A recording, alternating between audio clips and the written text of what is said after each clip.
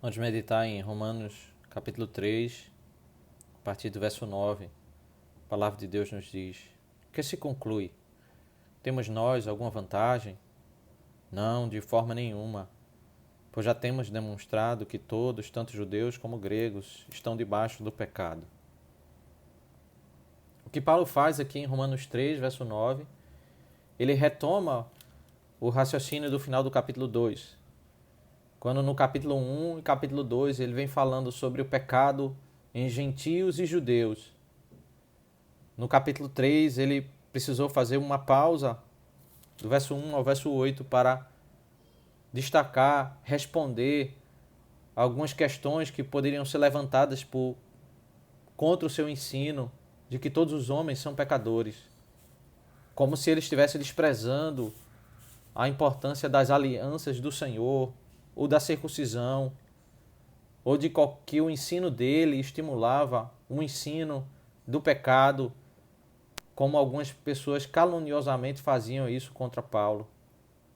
Mas depois de responder e refutar essas questões levantadas por aqueles que não aceitavam o ensino do Senhor, Paulo volta à linha de raciocínio para dizer que a conclusão, diante de toda essa linha de raciocínio que ele quer estabelecer, é que tanto judeus como gregos estão debaixo do pecado. Todos os homens estão debaixo do pecado. E ele passa a citar textos do Antigo Testamento para provar, para corroborar tudo isso que ele já ensinou e argumentou aqui no capítulo 1 e capítulo 2. A partir do verso 10 ele diz: como está escrito, não há justo nenhum sequer, não há quem entenda, não há quem busque a Deus. Todos se desviaram, juntamente se tornaram inúteis. Não há quem faça o bem, não há nenhum sequer. Ele vai até o verso 18, citando vários textos do Antigo Testamento. O Salmo 14, o Salmo 53, o Salmo 5, o Salmo 140, Salmo 10, Isaías 59, Salmo 36. Todos esses textos vão mencionando essa realidade da humanidade caída, de que, ainda que a Escritura nos trate o povo do Senhor como justos, não é no sentido em que há uma pessoa perfeita, uma pessoa sem pecado. Quando diz não há justo nenhum sequer, é que não há perfeito. Jó não foi perfeito, Noé não foi perfeito, Enoque não foi perfeito. Nenhum homem, com exceção do próprio Deus, Deus homem, mas nenhum homem, ele é perfeito em seus caminhos, ele é tomado de imperfeições. Não há quem entenda a Deus completamente, não há quem tenha a compreensão plena de Deus ou que tenha um interesse pleno em buscar a Deus. A realidade da argumentação de Paulo em Romanos 1 e 2 é sobre essa realidade imperfeita que é o ser humano, que todos se desviaram e se tornaram inúteis, e que não fazem o bem nenhum sequer. Ninguém faz o bem completamente. Todas as nossas boas obras são manchadas de imperfeições. A nossa garganta, a nossa boca pode trazer palavras de adoração a Deus, palavras que abençoem as pessoas. Mas o verso 13 diz: a garganta deles é sepulcro aberto, com a língua engano, o veneno de víbora está nos seus lábios. A boca eles a têm cheia de maldição e amargura. Os seus pés são velozes para derramar o sangue, nos seus caminhos há destruição e miséria, e eles não conhecem o caminho da paz. Não há temor de Deus diante dos seus olhos. Uma descrição da humanidade caída, problemas com a boca, quando muitas vezes nós usamos a boca para falar aquilo que é contrário, engano, algo, ensinos errados ou ofensa aos homens, maldição e amargura nas nossas palavras. Os nossos pés, ao invés de correr para trazer paz, muitas vezes para fazer derramar o sangue, para fazer inimizades. Velocidade dos pés para fazer aquilo que é errado. Nos caminhos dos homens existe destruição, existe miséria. existe ignorância sobre o caminho da paz, tantas guerras, tantos conflitos, tantas inimizades. De fato, o verso 18 diz: não há temor de Deus diante dos seus olhos. Não há homem que tema plenamente o Senhor. Todas as nossas boas obras, todo o nosso fazer para Deus, o nosso serviço a Deus, o nosso coração, ele é tomado, ele é manchado por imperfeições.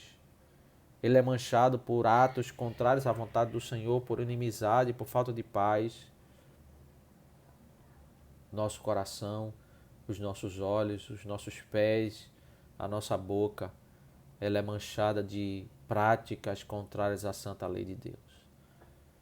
De modo que Paulo conclui: ora, sabemos que tudo o que a lei diz é dito aos que vivem sob a lei, para que toda boca se cale, todo mundo seja culpável diante de Deus.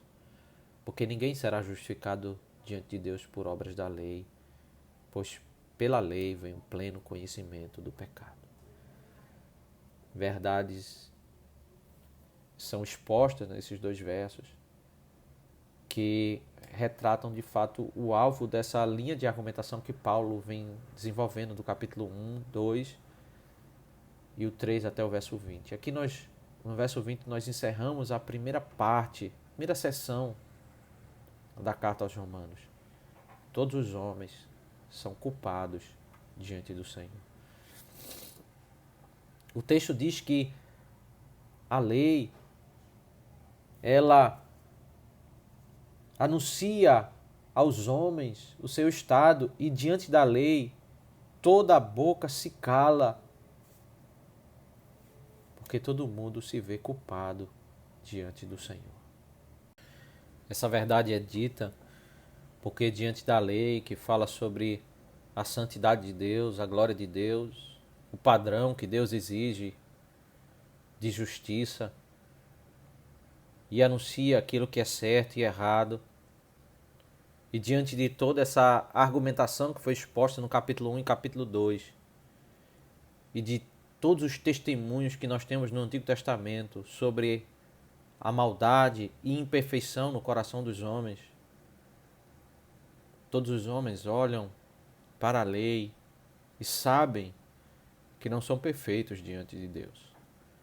Por isso toda boca que compreende, todo homem que compreende bem a lei do Senhor tem a boca calada diante do Senhor, não se exalta como homem cumpridor da lei,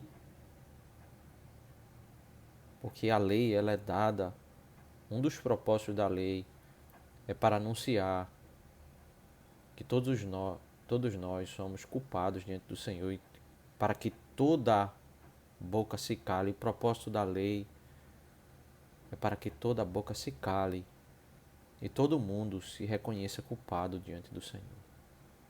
Quando nós meditamos na grandeza do Senhor, na sua santidade, nós somos levados a isso, a reconhecermos os nossos pecados, as nossas imperfeições. E isso nos leva à verdade do verso 20, que faz o fechamento dessa sessão anunciando o problema. O problema que é trazido com essa reflexão é porque ninguém será justificado diante de Deus por obras da lei, pois pela lei vem o pleno conhecimento do pecado. Se o quadro que é apresentado é que todos nós somos culpados e pecadores, ninguém cogita imaginar alguma salvação ou justificação por obediência, por obras da lei, por cumprir a lei, porque na realidade, quanto mais conhecimento eu tenho da lei, existe o pleno conhecimento do pecado.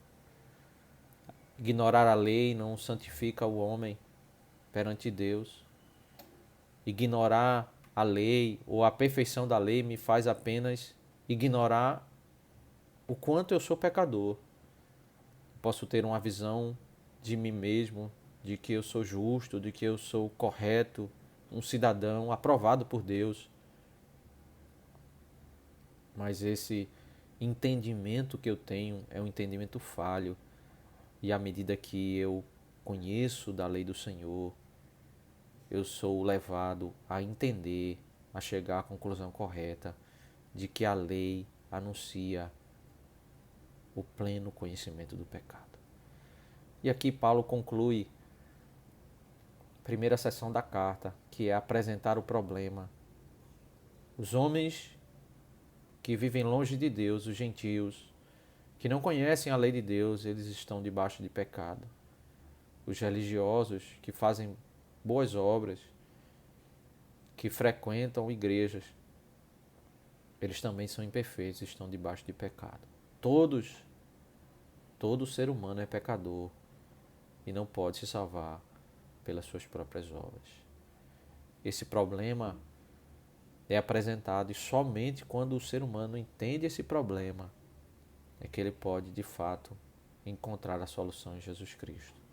Mas até aqui, o propósito é apresentar o problema para, a partir do verso 21, apresentar a solução para essa realidade, né? Que o Senhor Deus nos abençoe ao entendermos as suas verdades.